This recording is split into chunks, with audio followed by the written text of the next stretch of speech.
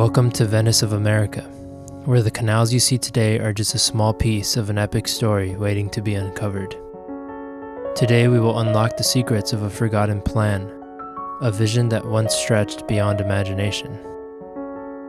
Join us as we step back in time, explore the hidden chapters, and unveil the Venice that history left behind.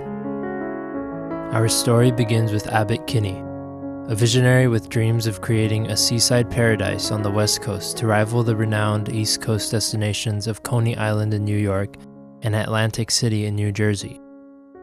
After making a fortune through the tobacco industry and acquiring the land that would later be known as Venice, Abbot Kinney quickly began to work on his vision for the land. Kinney's vision was clear: a meticulously planned community that would encompass housing, transportation, and a vibrant entertainment scene. Inspired by the romantic charm of Venice, Italy, with its intricate canal system and Renaissance architecture, Kinney was determined to recreate this magical ambiance in America.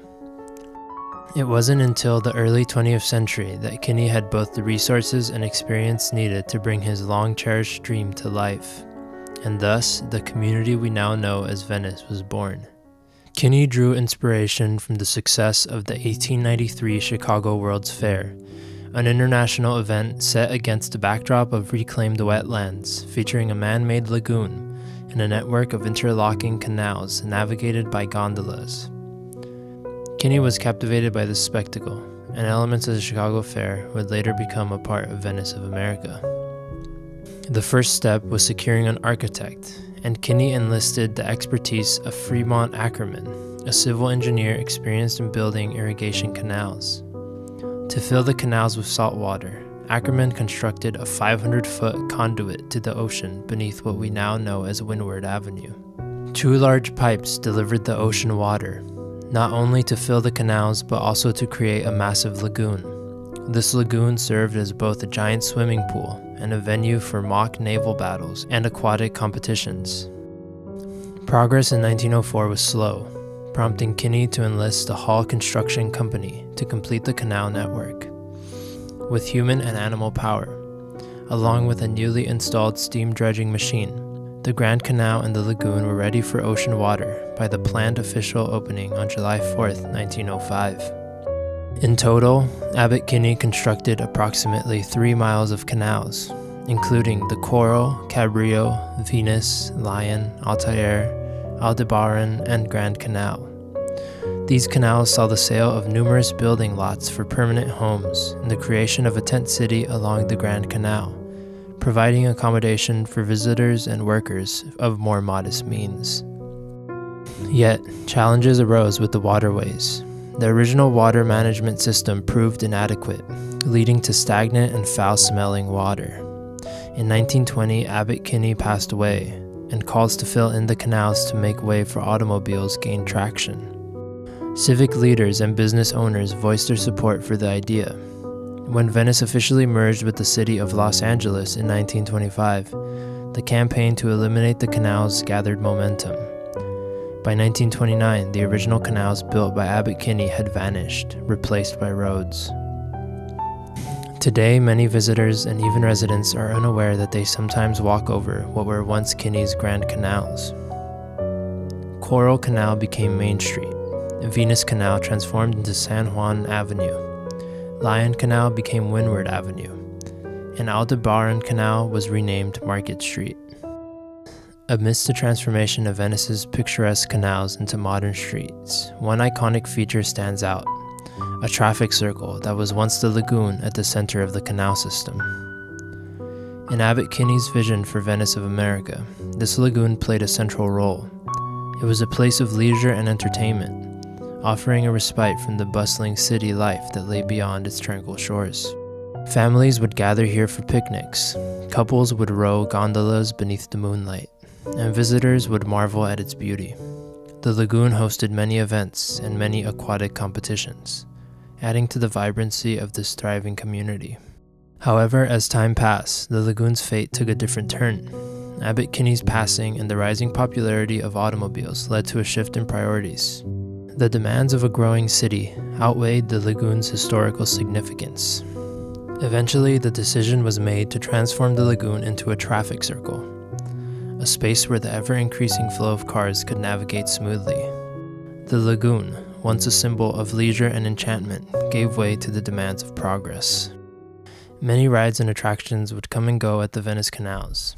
In this photo here, we can see that Chiquita once graced the Venice canals with her presence.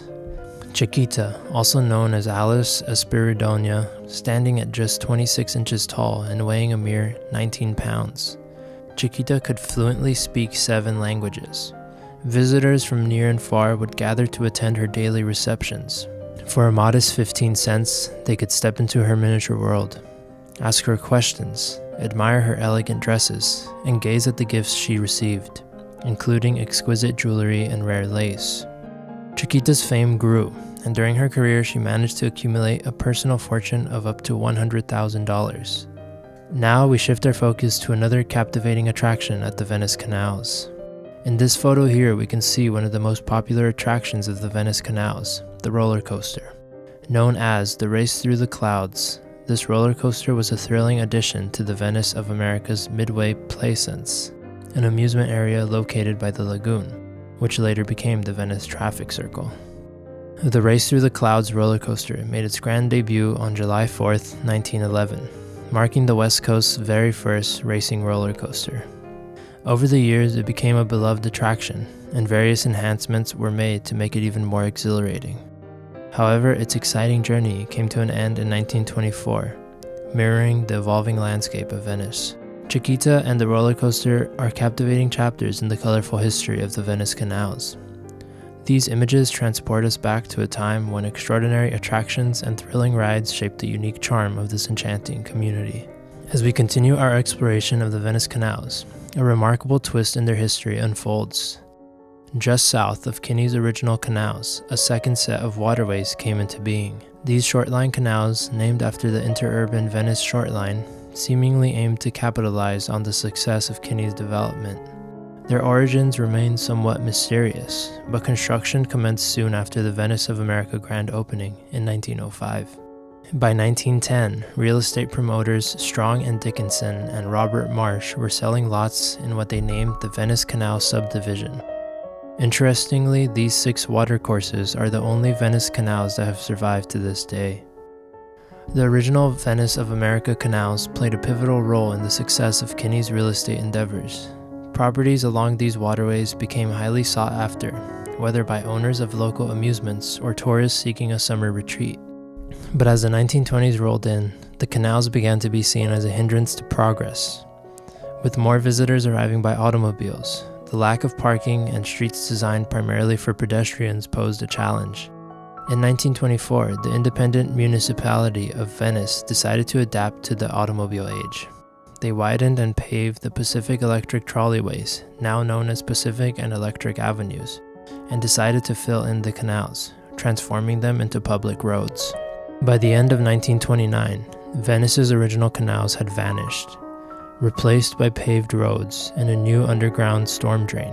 Over 90,000 cubic yards of sediment filled the former waterways. Only the 6 canals to the south of Venice of America were spared, as the population there was almost non-existent at the time. Today, these surviving canals remind us of Venice's rich history and its ability to reinvent itself while preserving its unique character.